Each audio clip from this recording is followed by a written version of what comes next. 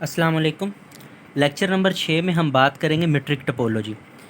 इससे पहले lecture number 5 ने हमने मीट्रिक स्पेस पढ़ा था, ओपन सेट पढ़ा था और ओपन बाल पढ़ा था। वो तमाम डेफिनेशन अब इधर यूज़ होंगी। सबसे पहले ये देखते हैं कि मीट्रिक टोपोलॉजी क्या होती है। Let X d be a metric space and tau be the collection of all open subset of X. कि एक्स, ये आपके पास एक एक्स क्या है, एक्स डी क्या है, एक मीट्रिक स्पेस है, ठीक है। इसके ऊपर मीट्रिक डी डिफाइन है, ठीक है। और आपने कलेक्शन लेनी है टा की कलेक्शन किस तरह लेनी है कि उसके अंदर आपके पास ओपन बाल हो, उसके अंदर आपके पास क्या हो, ओपन बाल हो।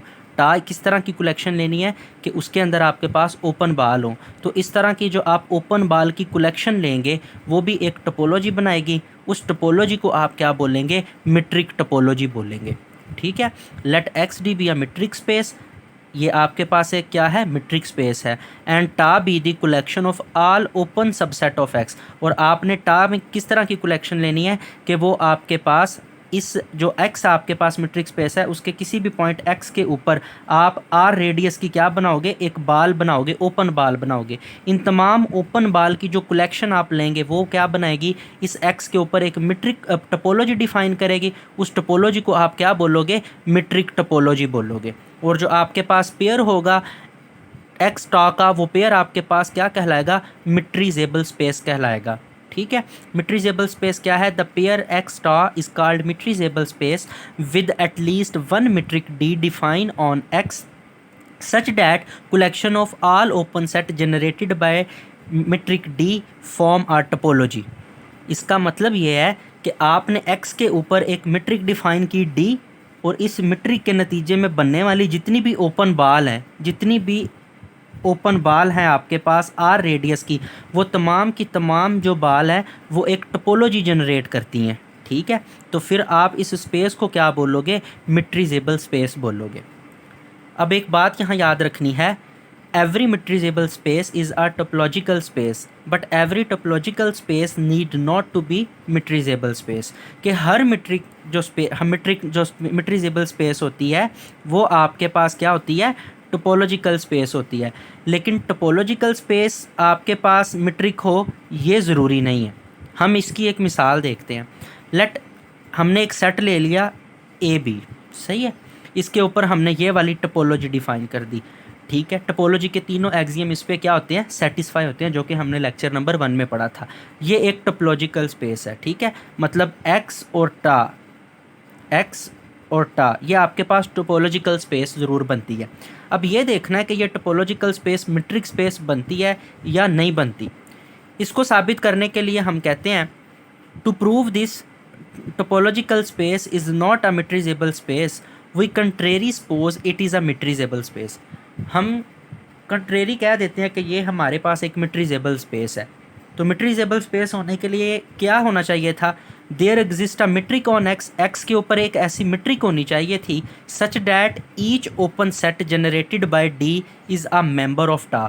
कि एक्स के ऊपर एक ऐसी मिट्रिक होनी चाहिए थी कि आपके पास वो उस कि x के ऊपर एक ऐसी मीट्रिक होनी चाहिए थी, इस x के ऊपर ऐसी मीट्रिक होनी चाहिए थी कि उसके अंदर जितने भी आपके पास ओपन सेट बनते हैं वो तमाम के तमाम ओपन सेट की जो कलेक्शन है वो क्या बनानी चाहिए थी, टोपोलॉजी बनानी चाहिए थी। ये पीछे पढ़ा था ना हमने कि x के ऊपर एक मीट्रिक डिफाइन की, और वो मीट्रिक के नतीजे में जितने भी ओपन सेट हमारे पास बनते हैं वो तमाम ओपन सेट की कलेक्शन एक टोपोलॉजी बनानी चाहिए थी। अगर वो टोपोलॉजी बनाती है तो फिर उस स्पेस को हम मिट्रीजेबल स्पेस कहते हैं, ठीक है। अब देखते हैं कि ये वाली जो ओपन सेट की कलेक्शन है, जितने भी मीट्रिक के नतीजे में ओपन सेट बनते हैं, इन ओपन सेट की कलेक्शन टोपोलॉजी बनाती है कि नहीं बनाती। Since A is a member of टा, हम जानते हैं कि ये वाला जो ए है ये एक टोपोलॉजी का मेंबर है जो हमने एक्स के ऊपर डिफाइन की। We call this open set, और हमने पहले लेक्चर में बात की थी कि जो टा के एलिमेंट हैं इसको हम क्या बोलते हैं, ओपन सेट बोलते हैं, जनरेटेड बाय डी, जो डी से जनरेट होते हैं। So there must be an open ball, तो इसका मतलब है एक ओपन बाल ऐसी ज़रूर होनी चाहिए जो इस सेट के अंदर कंटेन करे। जैसा कि हमने लेक्चर नंबर 5 में पढ़ा था कि ओपन सेट आपके पास तभी कहलाता है अगर उसके हर पॉइंट के अंदर एक ओपन बाल ड्रा करें, हर पॉइंट के ऊपर एक ओपन बाल ड्रा करें और वो सेट के अंदर फुली कंटेन करनी चाहिए। तो इसके अंदर तो एक ही पॉइंट है हमारे पास, तो इसका मतलब है ए के ऊपर आर रेडियस की ऐसी ओपन बाल हमारे पास होनी चाहिए जो कंटेन करेगी इस ओपन सेट के अंदर। इस तरह मतलब एक बाल ए आर रेडियस की ए के ऊपर एक बाल ड्रा करेंगे, वो ए के अंदर क्या करनी चाहिए, लाई करनी चाहिए। But this is possible only if open बाल कंटेन ओनली वन पॉइंट।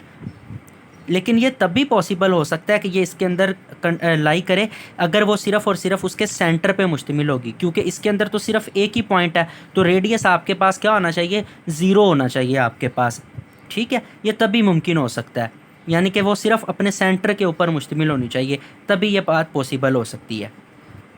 अच्छा, अब अगर हम ए और बी के दरमियान डिस्टेंस आर या आर से बड़ा बड़ा ले लें, एक्स था ना हमारे पास, एक्स के अंदर हमारे पास दो पॉइंट थे, एक पॉइंट ए था और एक पॉइंट क्या था, बी था। एक पॉइंट ए था और एक पॉइंट बी था। अगर हम ए और बी के दरमियान डिस्टेंस आर या आर से बड़ा बड़ा ले लें, और बात याद रखनी है कि हमने ए के ऊपर आर रेडियस की बाल ड्रा की थी, इसके ऊपर आर रेडियस की बाल ड्रा की थी, और ए और बी के दरमियान जो आपने डिस्टेंस लिया है ना, वो या तो आर लेंगे या आर से बड़ा बड़ा लेंगे। ठीक है, और इसी तरह अगर मैं बी के ऊपर भी आर रेडियस की एक बाल ड्रा करता हूँ, तो फिर ए इस बाल के अंदर कभी भी कंटेन नहीं करेगा।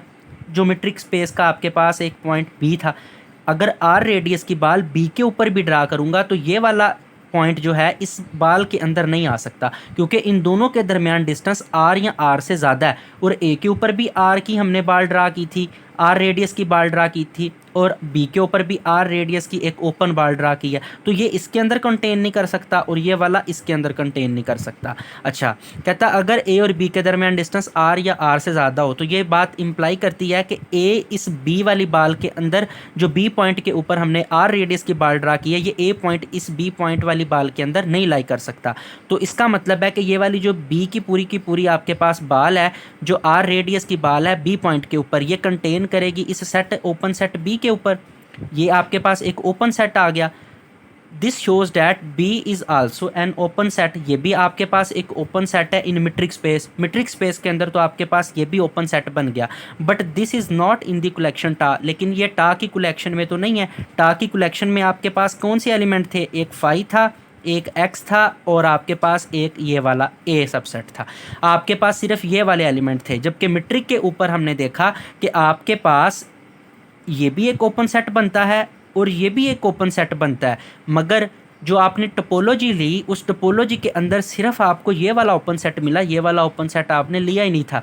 तो इसका मतलब ये हुआ कि जो टा है आपके पास, ये आपके पास मीट्रिजेबल स्पेस नहीं है। जो हमने अपनी सपोजिशन की थी कि ये आपके पास मीट्रिजेबल स्पेस है, वो रॉन्ग थी, क्योंकि मीट्रिक स्पेस टोपोलॉजिकल स्पेस तब भी आपके पास होनी थी अगर इस मीट्रिक स्पेस का हर जनरेट करदा ओपन सेट इस टोपोलॉजी के अंदर होता, मगर यहाँ तो सिर्फ हमें एक सेट मिला, दूसरा सेट मिला ही नहीं। तो इसका मतलब है कि ये वाली टोपोलॉजी है, ये आपके पास मीट्रिजेबल स्पेस नहीं है। इसके रिगार्डिंग अगर कोई भी आपको मसला हो या क्वेश्चन हो तो आपने ज़रूर पूछना है। अब तक के लिए इतना ही।